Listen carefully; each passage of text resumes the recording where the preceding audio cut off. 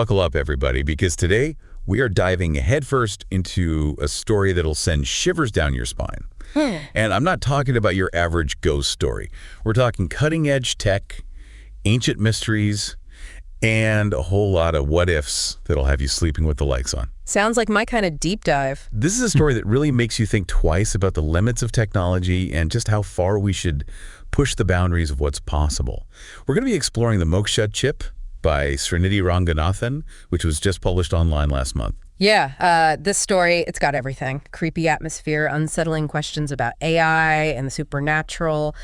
And it really dives deep into Hindu mythology, which adds this extra layer of richness and a whole lot of nope factor. Okay, so before we go any further, let's just get grounded in the basics, right? I mean, what are we even dealing with here? Okay, so picture this. A stormy night in Bengaluru, India. A city that's like the Silicon Valley of, well, India. We're in a high-tech lab, all sleek and modern, and at the center of it all is Dr. Arvind Rao, our main character. He's this brilliant scientist, kind of a classic archetype, you know, driven, ambitious, a little bit too smart for his own good, maybe. The mad scientist type. Exactly. And he's got this assistant, Priya, who's much more grounded in spirituality. Right, and their dynamic is super interesting because it really highlights the clash between science and faith, logic versus intuition. Priya is deeply connected to her culture, to the ancient beliefs, and she senses right away that something's off about this whole project. But Arvind, well, he's all about pushing boundaries, defying limitations. You know the type. He doesn't really buy into anything he can't quantify or measure. So what is this project that's got Priya so freaked out? It all revolves around this mysterious piece of tech they've uncovered. They call it the Moksha Chip. Moksha. Okay, so already the name is giving us some clues here. Yeah, moksha. It's a Sanskrit word, a really central concept in Hinduism. It's about liberation, freedom from the cycle of death and rebirth, like reaching enlightenment. Wow, that's pretty heavy stuff. It is, and it sets the tone for the whole story. We're not just dealing with some cool gadget here. We're talking about a technology that supposedly has a link to the spiritual realm, to the afterlife, the netherworld. Okay, so we've got this mysterious chip with ties to the netherworld, and we've got Dr. Rao, who seems determined to push forward no matter what. Oh yeah, he's like, full speed ahead, damn the torpedoes, which, you know, in a horror story, never ends well. So what happens next? Fill us in. Well, the chip itself is covered in ancient inscriptions, warnings written in the language nobody can decipher. It's like a big, flashing, danger, do not proceed sign. But Arvind, of course, he sees it as a challenge, you know. He's convinced he can unlock the secrets of the chip, maybe even achieve some kind of technological singularity, create an AI that surpasses human intelligence. And this is where Priya really starts to get nervous, right? Oh, yeah. Big time. She's heard the local legends about this ship, whispers about a trapped consciousness inside it, a being from the netherworld bound to the technology. She begs Arvind to proceed with caution, you know, respect the unknown and all that. But does he listen? You know these types, right? He's blinded by his ambition. He dismisses Priya's concerns as superstitious nonsense. So he decides to fire up the chip. What happens? I'm on the edge of my seat here. Let's just say it doesn't go as planned. Give us the details. Come on. Okay, so they boot up the system, expecting the usual loading screens and whatnot. But instead, the computer monitor just fills up with these bizarre ancient symbols, the same ones that are etched on the chip. It's like something out of an Indiana Jones movie. So creepy. Yeah, and the atmosphere in the lab starts to get really heavy. The storm outside is raging, lightning flashing, and inside the air is crackling with static. Then, a voice, this deep, disembodied voice, booms out from the speaker. Oh, hell no. What does it say? It asks this one question. It demands, who dares awaken me? Goosebumps. Literal goosebumps. So what's Arvind's reaction? Is he freaked out? Well, you'd think so, right? But no, even in the face of this clearly supernatural event, he clings to logic. He's frantically looking for a scientific explanation, searching for some kind of hidden speaker or some trickery. Wow, some people just can't accept what's right in front of them. Yeah, denial can be a powerful force. But the story doesn't let him off that easy. Things get even weirder and a lot scarier. Scarier how? Give us the rundown. All right, so this shadowy figure starts to appear on the screen, and the lab is plunged into darkness. It's total chaos. Priya, she's completely terrified, praying, chanting, desperately trying to appease whatever it is they've unleashed. I bet. What about Arvind? Still in denial, still trying to find a rational explanation. Talk about stubborn. Stubborn, maybe. Or maybe just completely terrified deep down and unable to face it. Yeah, I can see that. So what happens next? It's almost like the boundaries between the technological and the supernatural are breaking down completely. You can't tell what's real, what's an illusion. The room is filled with these whispers, these chilling sounds. It's sensory overload. And in the middle of all this, Priya, she collapses. Don't tell me. She dies right there in the lab. Oh my God. And that voice from the chip, it speaks again, but this time it's directed at Arvind. And it says, "The curse lives in you now." Wow, talk about a cliffhanger. So the supernatural has claimed a victim, and now the curse is attached to Arvind. What does that even mean? And what happens to him? We'll have to wait for part 2 to find out. Man, that ending to part 1, I'm still trying to process it all. A scientist, a mysterious chip, a voice from the netherworld, and a death. Yeah. It's like every fear we have about technology just came to life. It's definitely unsettling. It makes you think about all those stories we tell ourselves about the dangers of messing with things we don't understand. Right, like opening Pandora's box. Or in this case, activating a cursed chip. Exactly. And what's so interesting about the Moksha Chip is that it doesn't just throw some spooky elements at us and call it a day. It really makes you think about the nature of technology, its potential for both good and evil, and the fine line we walk when we try to push the boundaries of what's possible. And the setting too, Bengaluru. It's like the heart of India's tech industry.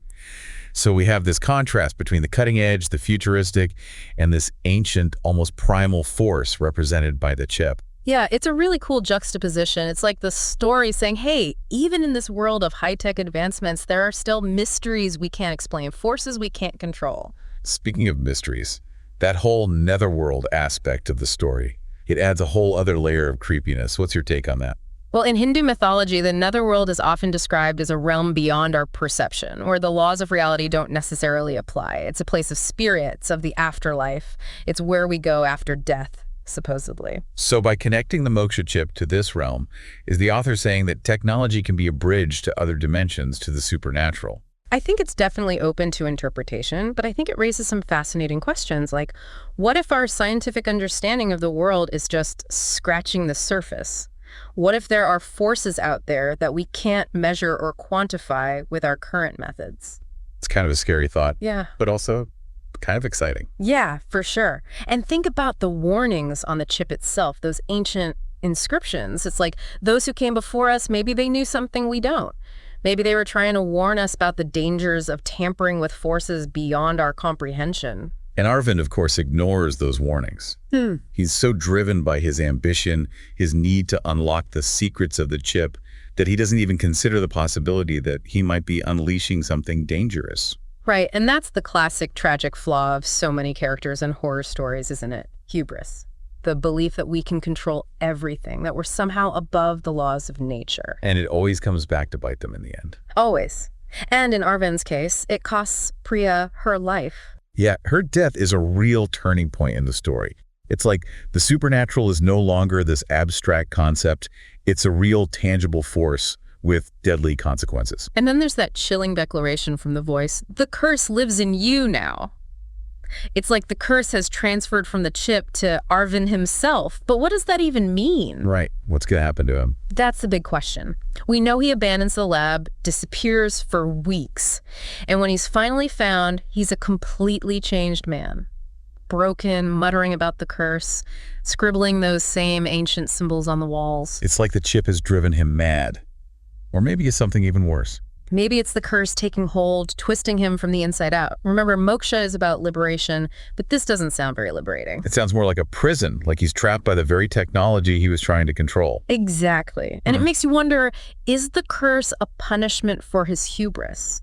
A consequence of tampering with forces beyond our understanding? I think it's definitely open to interpretation. But it raises some profound questions about the relationship between humanity and technology.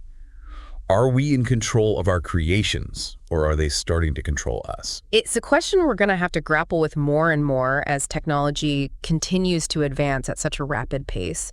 And I think the Moksha Chip is a really powerful reminder that progress doesn't come without risks. So what are we left with? Arvind's fate is unclear. The ship's fate is unclear. Is this just a spooky story, or is there a deeper message here? I think it's both. It's a story that gets under your skin, that makes you think twice about the things we take for granted. But it also raises some really important questions about the limits of knowledge, the dangers of unchecked ambition, and the importance of respecting the unknown. And that ending, with the chip's fate left hanging, it's like the story is saying the danger isn't over. The possibility of something like this happening again is still out there. Exactly. And that's the scariest part of all. We'll have to unpack that idea a bit more when we come back for the final part of our deep dive. Stay tuned. All right, so we've covered a lot of ground here, haven't we? Arvind's ambition, Priya's warnings, that unsettling blend of technology and the supernatural. It's a lot to take in. It really is. And I think one of the things that makes the Moksha Chip so compelling is that it doesn't offer any easy answers. It leaves us with a lot of questions, a lot of ambiguity. Yeah, like, what exactly happened to Arvind? Did the curse actually transfer to him? Or was it all in his head? That's the thing about curses, isn't it? They tap into this primal fear of the unknown, this idea that there are forces beyond our control, consequences that linger long after the initial transgression. And the story plays with that fear brilliantly. And it's not just about the supernatural elements, right? It's about the consequences of our choices, of our actions. I mean, Arvind's pursuit of knowledge, his ambition, ultimately leads to his downfall. And it affects those around him, most tragically, Priya. Right. It's a cautionary tale, but a very subtle one. Think about it. What if the chip had worked exactly as Arvind intended? Would that have been any less dangerous, or even more so? The story makes us confront the idea that progress isn't always linear, that it can come with a dark side. And then there's that lingering question about the chip itself. Is it destroyed? Or is it still out there somewhere, waiting to be rediscovered? That open ending really adds to the creepiness factor. It does. It suggests that the potential for danger, for unintended consequences, is always present. It's like a seed of doubt that's been planted in our minds, making us question the very nature of technology, its limits, its potential for both good and evil. You know, it's interesting that the story is set in Bengaluru, a hub of technological innovation. It's like the author is deliberately contrasting the cutting-edge world of AI development with this ancient, almost primal force represented by the Moksha Chip. Yeah, it's a really clever choice, I think. It highlights the tension between the modern and the ancient, the scientific and the spiritual. And it suggests that maybe, just maybe, we've lost something important along the way. Some essential wisdom or understanding that could help us navigate these uncharted waters. It's like we're so focused on pushing the boundaries of what we can do that we don't always stop to ask ourselves if we should. Exactly. And the Moksha Chip serves as a powerful reminder that those questions, the ethical considerations, the potential consequences, those are more important than ever. Okay, so we've explored the story's plot, delved into its themes, unpacked its symbolism. But what does it all mean for us, the listeners? What are we supposed to take away from this deep dive? I think it's an invitation, really, to think critically about the world around us, to question our assumptions, to be aware of the potential consequences of our actions, especially when it comes to technology. It's like the story is saying, hey, pay attention. The future is being written right now, and we all have a role to play in shaping it. And it reminds us that wisdom, intuition, those things that can't always be quantified or measured, those are just as valuable as scientific knowledge and technological prowess. So as we wrap up our deep dive into the Moksha Chip, I want to leave you with this thought. What kind of future do you want to see? What role do you want technology to play in your life, in society as a whole? And what choices can you make starting today to help create that future? It's a lot to ponder, but it's definitely worth thinking about because the story isn't just a cautionary tale, it's a call to action. It's a reminder that we have the power to shape the future, but we have to do it consciously, thoughtfully, and with a deep respect for the unknown. Well said. And on that note, we'll leave you to your thoughts. Thanks for joining us on this deep dive into the Moksha Chip. Until next time, keep exploring, keep questioning, and keep diving deep.